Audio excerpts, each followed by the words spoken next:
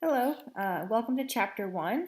This chapter is a really awesome overview of the field of psychology as well as critical thinking and psychological experimentation altogether. The title of this chapter is Psychology, Critical Thinking, in Science. So I'm going to actually break up this chapter into three parts. And so this first part is called What is Psychology and the Importance of Critical Thinking? This first part will be a nice introduction into the field of psychology as well as the importance of critical thinking in psychology as well as in other aspects of our lives. So our gateway questions here, we're probably just going to get through the first three here in this first section. So what is psychology and what are its goals? What is critical thinking? And how is the scientific method applied to psychology? All right, so I'm going to start off just asking you a couple questions. So first of all, why did you choose to come to FAU High School? Take a second and think about that. Did you choose to go to FAU High School because it was a really good educational opportunity? Because of the free college? Maybe your friends are going here? Maybe your parents made you come here? There's probably a couple things that kind of helped you make that decision. So I want you to think about what those were. All right. Why did you choose your cell phone, Android or Apple? It's always a big debate in my classroom.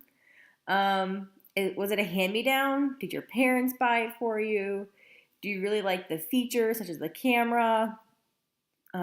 Maybe the look of the phone? Maybe your favorite celebrity uses that phone? Maybe they had a really good commercial that caught your eye? What about the clothing that you're wearing? I want you to think about why you picked that particular outfit. Was it because it was comfortable? Was it because it was fashionable? Maybe you're wearing one of your favorite sports team's jerseys, maybe representing the Owls. Why did you or your mom go into the store, look at all the different items there at that store, and pick out that item, go to the register, pay for it, bring it home, and then put it on and wear it? You woke up this morning and chose to put on that outfit. What was it that made you put that outfit on in particular? All right. Why do you follow the religious affiliation that you follow? Are you religious? Are you not religious? What helped you decide to follow that religion? Were you brought up in that faith? Were your parents instrumental in this decision? Did you actually go out and visit places of worship of every religion that you could think of? Did you read all their holy texts? Did you talk to the religious officials for each of those religions and then make a decision? Or did you go with the tradition of your family? Think about that. Why do you have a good or a bad relationship with your parents? Is it a different relationship with your mom than it is your dad? Did you have a falling out with one of your parents? Do your personalities clash? Do you really get along with one of them? And how do you know if you're a good or a bad person? Are you a good person who does bad things? Are we all bad and we once in a while do good things? Are we inherently all just good creatures and we make mistakes, but we can come back from that?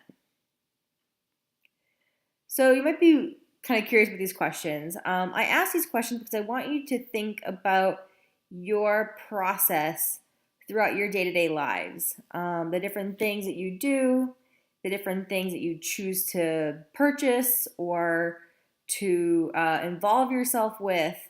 The cool thing about the field of psychology is that it helps us look at the decisions that we make and helps us analyze them and make sense of them. And we can use this information to predict future behaviors, which is really interesting and really curious compared to most other fields. So let's do some questions to help you get you in the right mindset to enter into the field of psychology. All right, so beginning with what is psychology? Well, the word psychology has two parts. It comes from the Greek word for mind, which is psyche, and logos, which is the knowledge or study of something. So biology, study of life, geology, the study of rocks, zoology, which is the study of animals.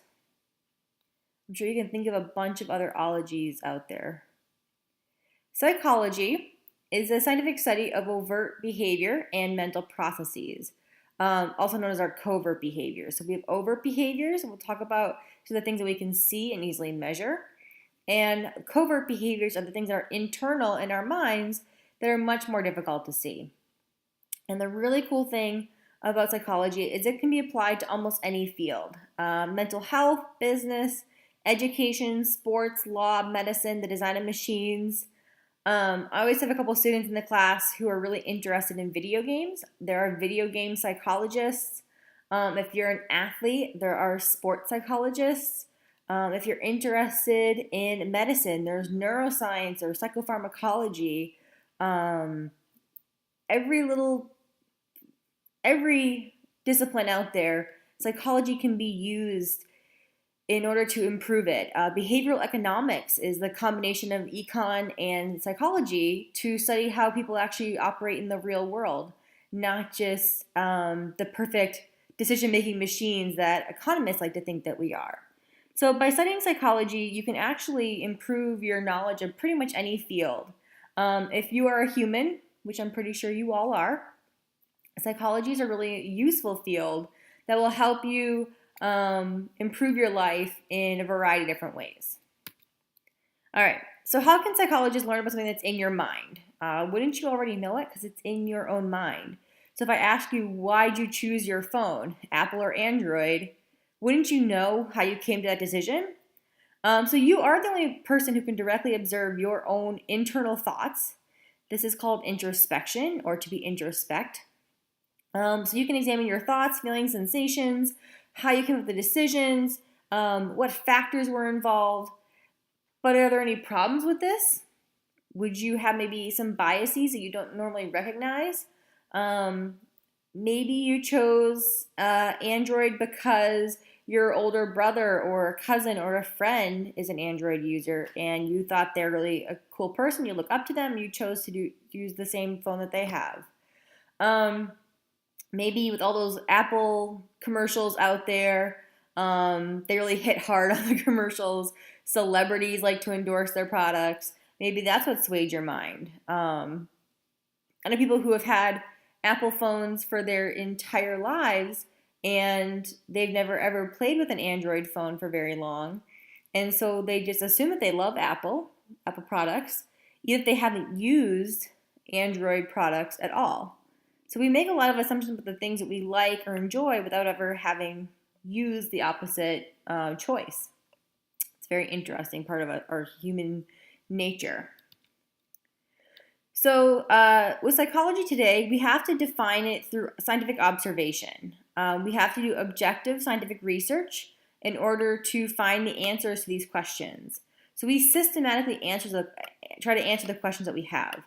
This is very different than history, law, art, and business that doesn't usually have a great deal of scientific rigor when it comes to experimentation. Psychology is much more similar to physics, chemistry, medicine. Psychology is a science just like any of those. Those disciplines, it's not an artistic form, which is a misnomer that psychology gets. So what does behavior have to do with psychology? Like I mentioned before, we have overt and covert behaviors. Overt behaviors are directly observable. So talking, eating, sleeping. We can measure how many words a person says per minute. We can measure how many words they say over the course of a day. We can compare groups. So teenagers versus adults, males versus females. Eating, sleeping habits. We can see how long you sleep. Really basic things like that. Covert behaviors, these are our subjective mental events, and these are much harder for us to easily observe.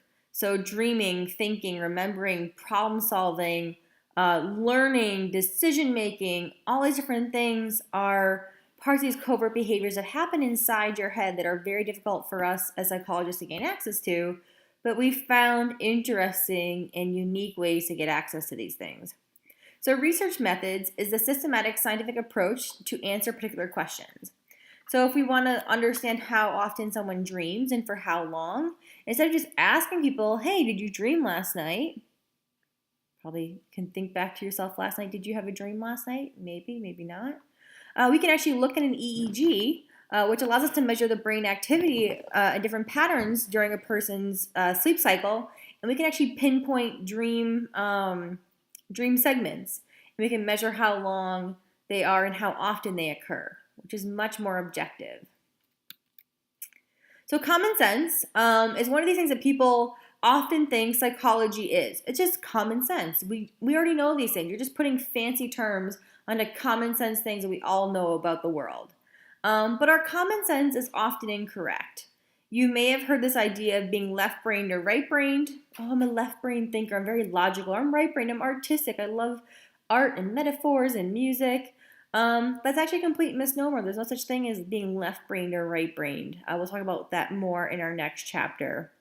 We have these idioms that help us plan our behaviors, these like truisms that we hold quite dear. So maybe you've heard that absence makes the heart grow fonder. So if the person leaves you and goes far away, then you're going to think about them more and you're going to want them more. Or maybe out of sight, out of mind.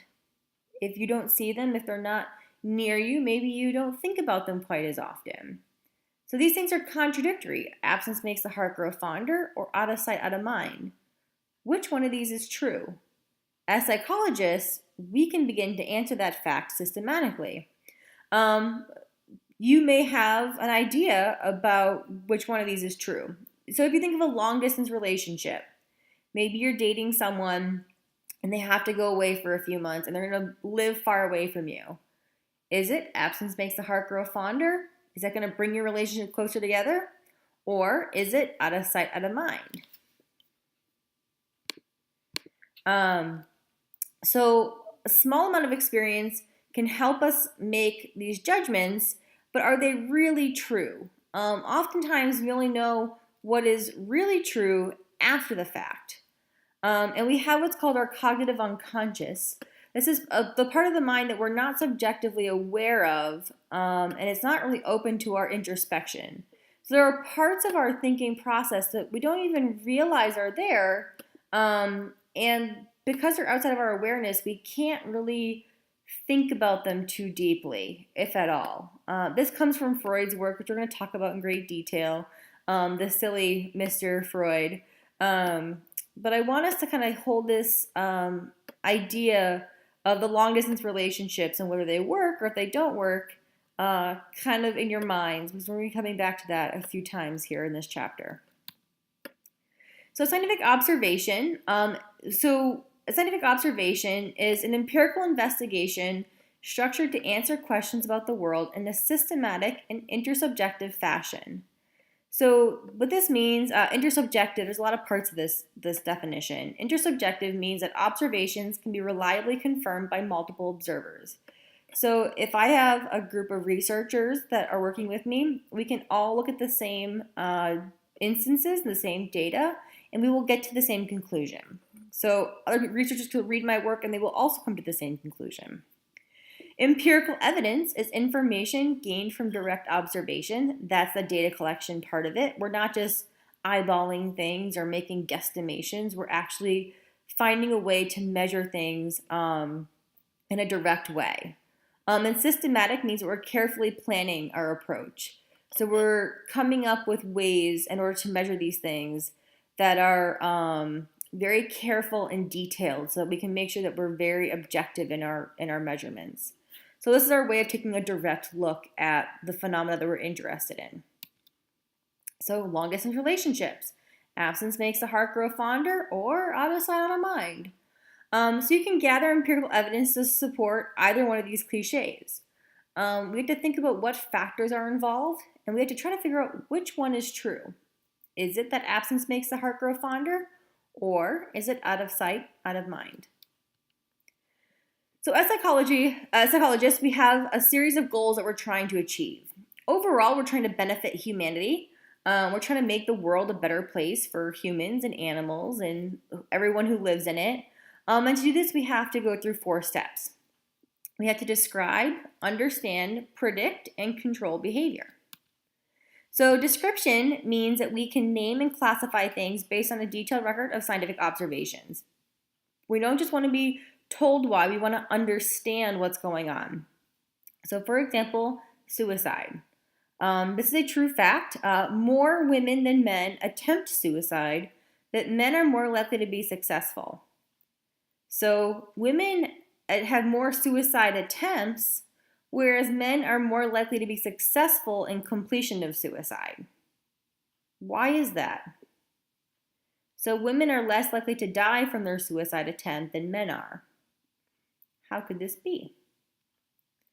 So we can understand more about this topic. So we have to understand the causes of behavior.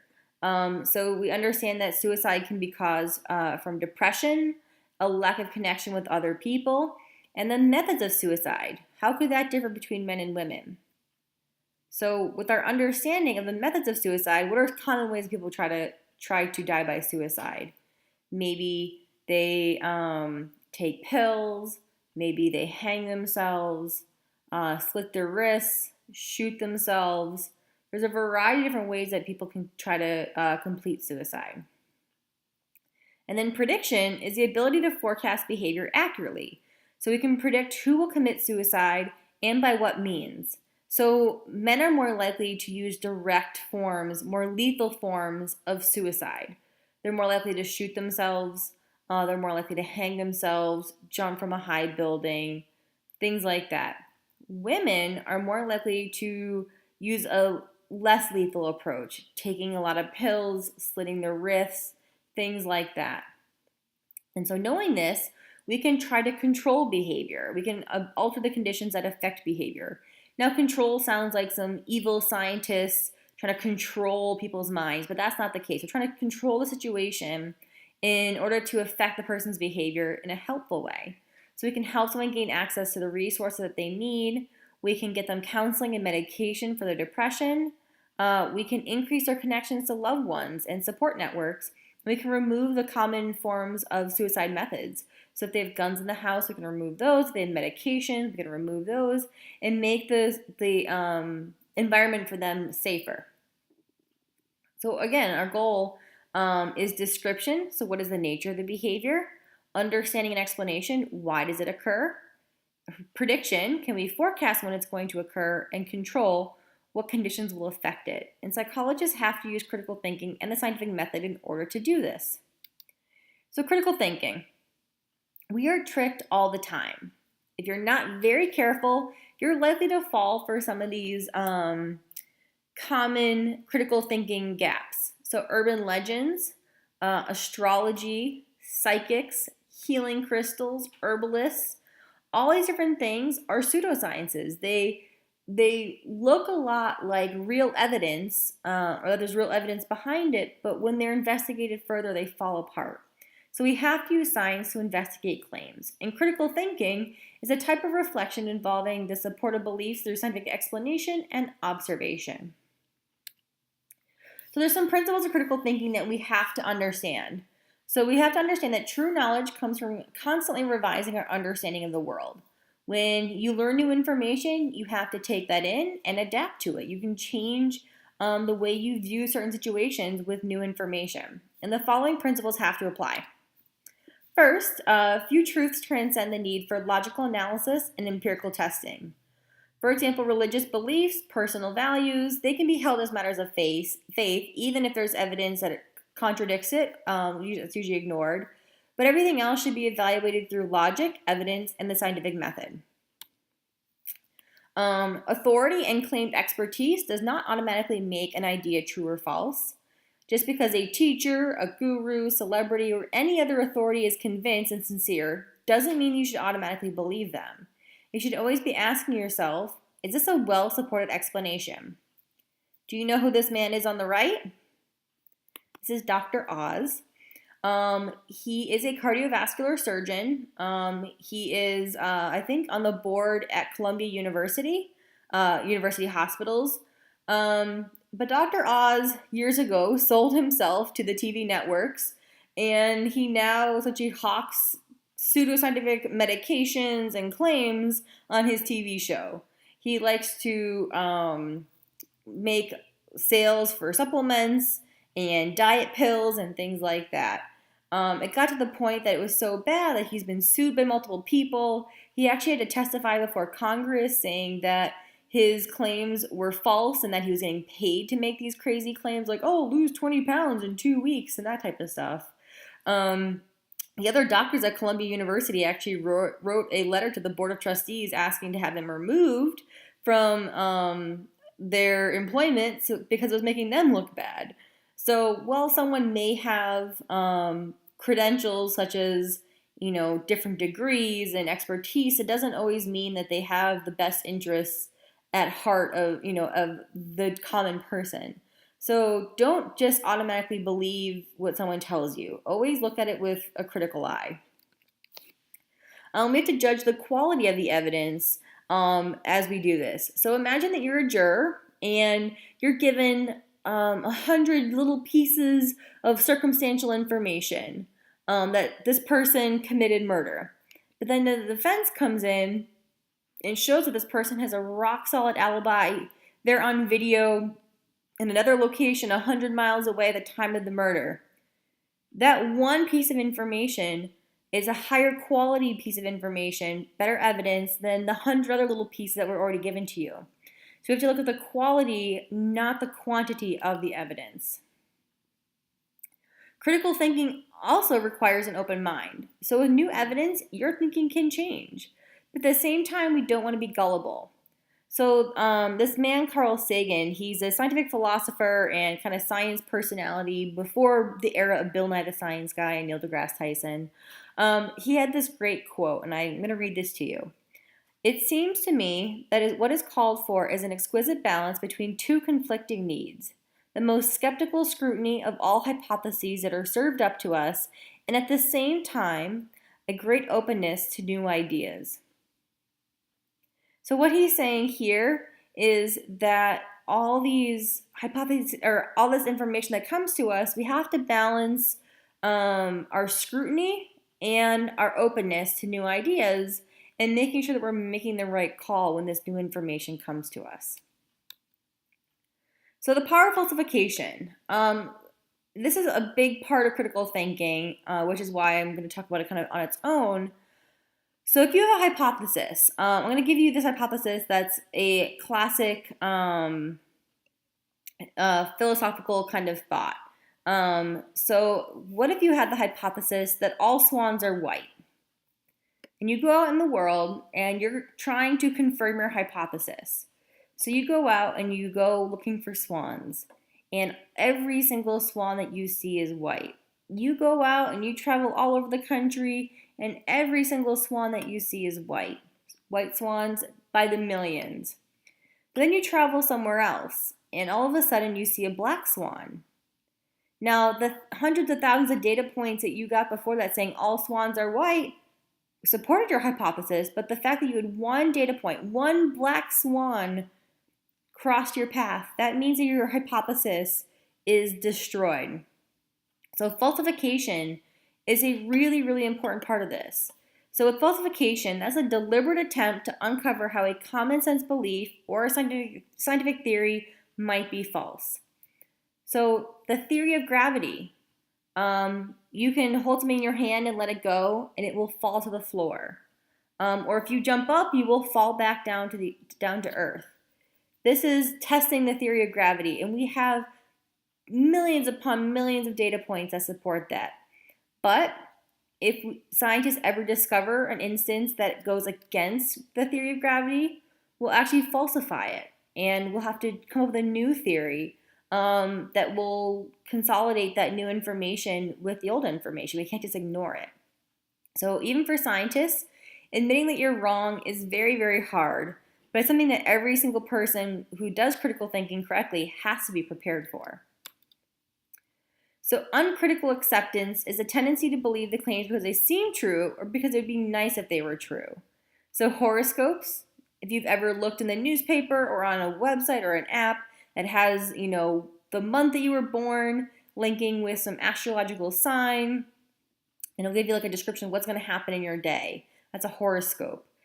These things try to identify your personality, and they describe it in very flattering terms, and they're very general, and they're easily applied to pretty much anyone. I actually did an activity with a personality psychology class that I used to teach. And what I did is I gave every student a horoscope. It had, Aries, Taurus, Gemini, Aquarius, Cancer, Gemini, or whatever, all the different things. And I gave each of them their horoscope. And I told them to read it silently and then rank it from 1 to 10 of how good it was at describing their personality. And then I went through and I got an average of their scores. It was like 8.5, almost a 9. And then I had one of the students stand up and he had him read his horoscope. And as he read it, everyone noticed that everyone else in the classroom had the exact same description. And just because I labeled it with their sign, and it had really, broad, flattery terms, they all thought it sounded just like them. And I tricked them, which was amazing to do to a bunch of college students. We have what's called confirmatory bias. That's a tendency to remember or notice things that confirm our expectations, and then we just ignore the rest. So when it comes to horoscopes, if it really nails how we're feeling that day, or something that's happened to us in the recent past, we're going to think about that, and it will confirm our ideas and our expectations. But if it doesn't, then we just ignore it, and we forget that it even happened. Superstitions are the unfounded belief held without objective evidence or in the face of falsifying evidence. So jinxing your team by saying we're going to win this game today, or how the position of the stars can influence your personality. Saying Macbeth on stage is, supposed to be a harbinger of doom. Graphologists, this is the pseudoscientific study of how handwriting style is linked to personality and different traits and tendencies of an individual. That's been disproven. There's a bunch of these superstitions. I'm sure each of you guys have a superstition or two in your family that you guys hold. And it might just be fun, but it might be something that you guys take very seriously. So I want you guys to think about that for a second. All right. So scientific research, I want you guys to learn how to think like psychologists. So to be scientific, our observations have to be systematic. We talked about that already a little bit.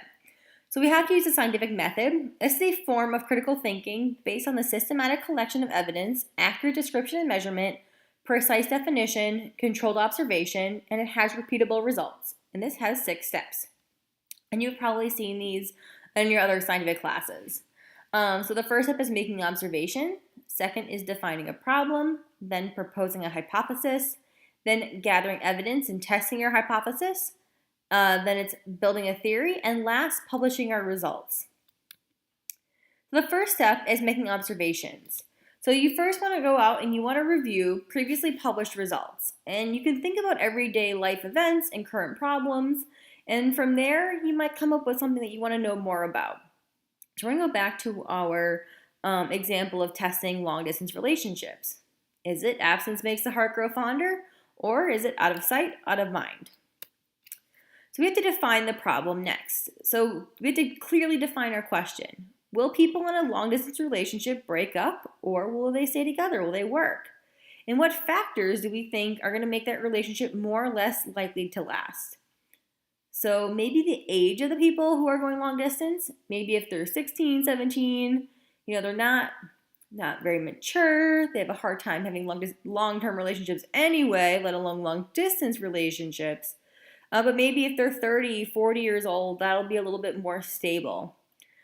Gender, so is it male-female relationship, male-male, female-female relationship, and then also who's the one who's going long distance, who's staying home, does that play any role in it?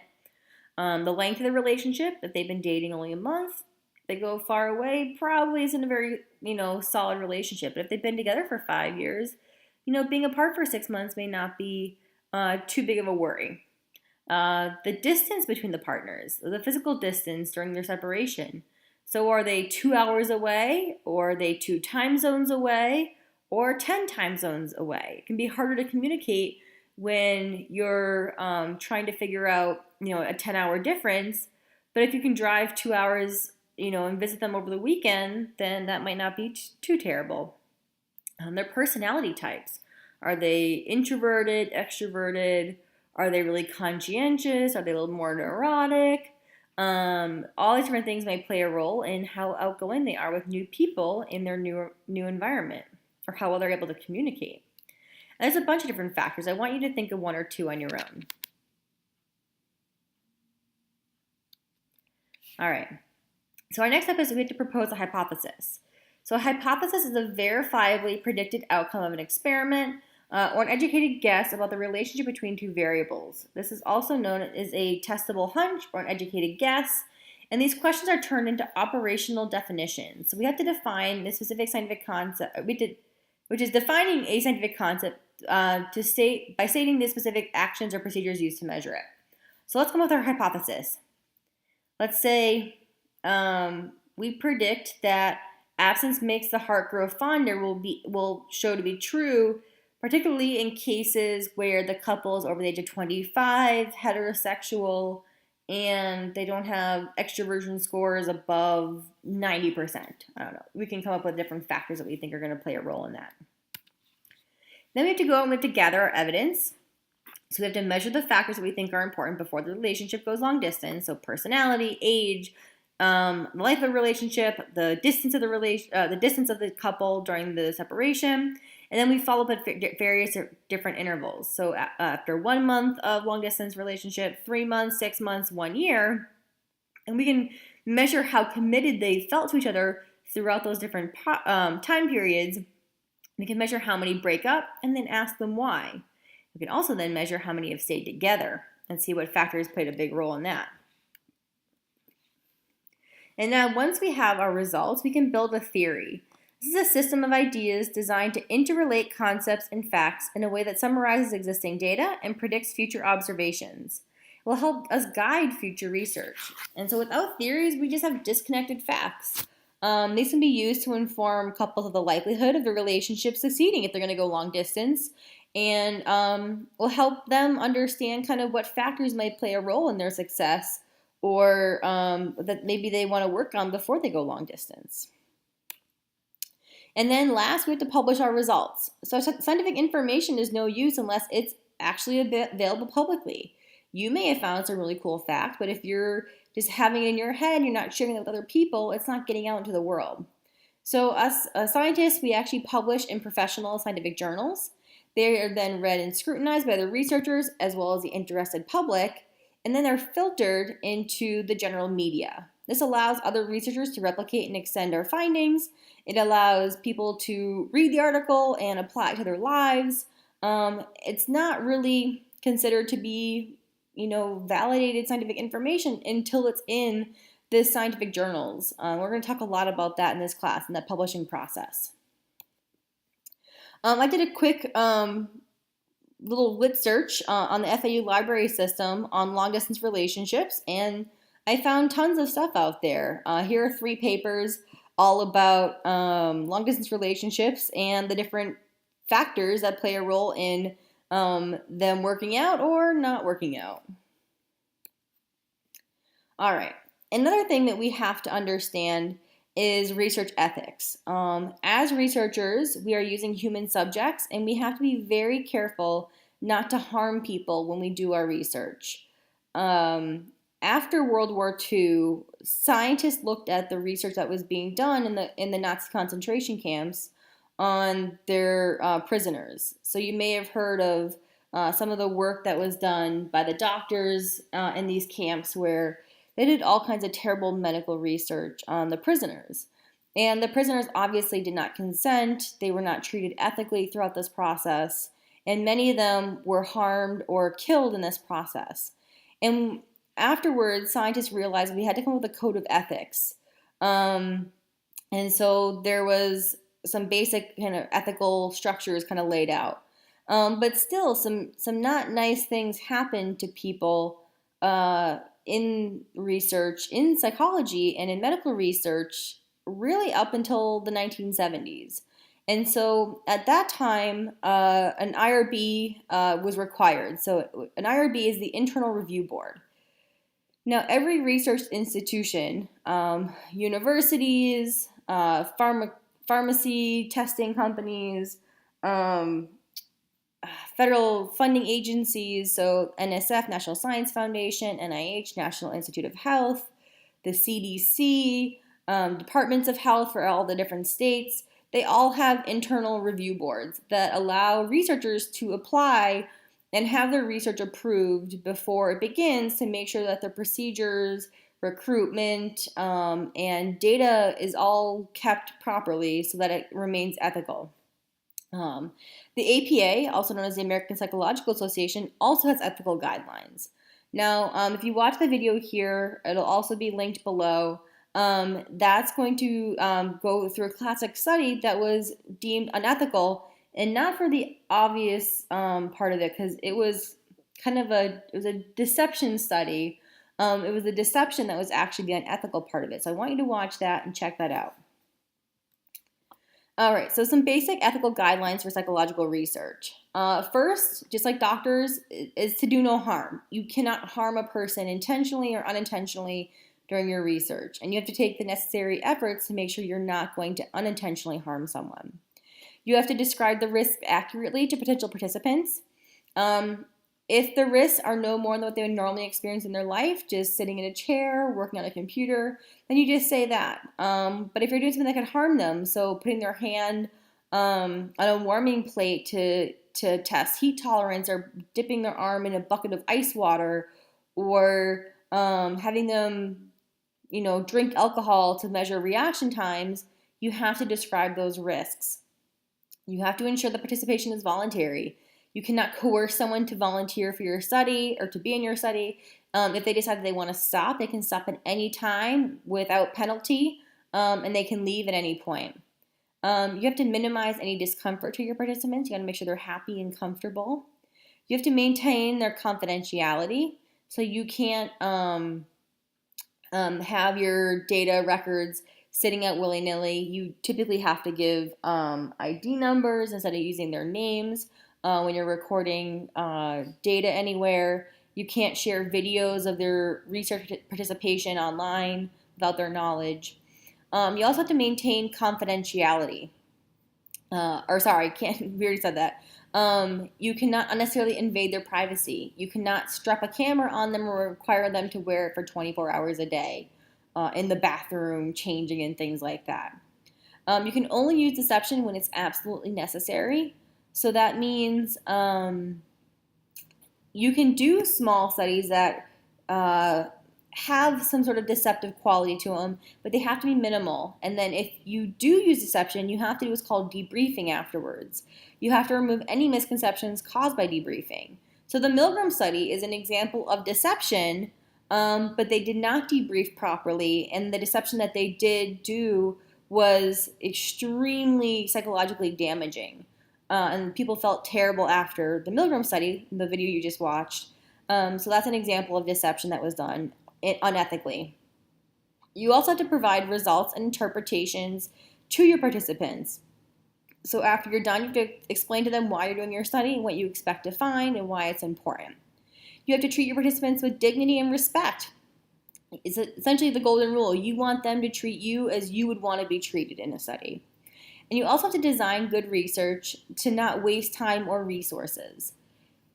Conducting research is a timely and expensive thing to do. The computers, the equipment, the chemicals, whatever it is, that stuff's expensive. The space in the building for you to do your research is expensive. The time of your participants is valuable. So you do not want to waste time or resources, yours or theirs. All right, so I'm going to stop here. We're going to start part 2 in the next segment. Thank you very much.